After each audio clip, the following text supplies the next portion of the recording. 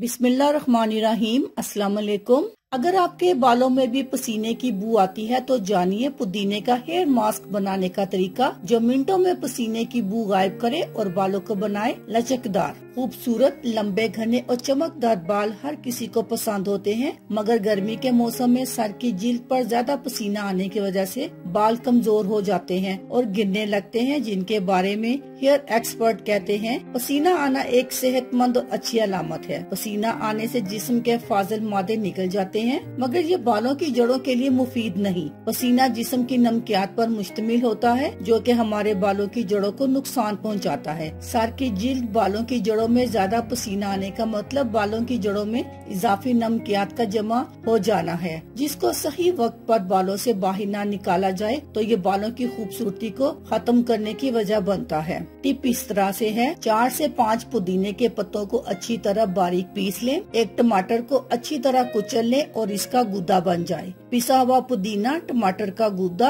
और 2 चम्मच दूध अच्छी तरह मिक्स कर लें। इसमें 1 अंडे की जर्दी शामिल कर लें। इस पेस्ट को बालों में नहाने से कबल 15 मिनट के लिए लाजमी लगाएं। फिर सादे पानी से बालों को धो लें। इस टिप को रोजाना या हफ्ते में 2 मरतबा इस्तेमाल करें। बालों में इजाफी पसीने और बदबू की शिकायत जल्द ही खत्म हो जाएगी। इसका फायदा क्या है? पुदीने में calcium, vitamin A, C, D, E, menthol और टमाटर में बीटा कैरोटीन पाए जाते हैं, जो कि अंडे के साथ इस्तेमाल करने से न सिर्फ बालों में चमक और खूबसूरती को बढ़ाने का काम करते हैं, बल्कि साथ ही ये पसीने से पैदा होने वाली नमी और तर जिल्द को कंट्रोल रखते हैं। अल्लाह हाफिज।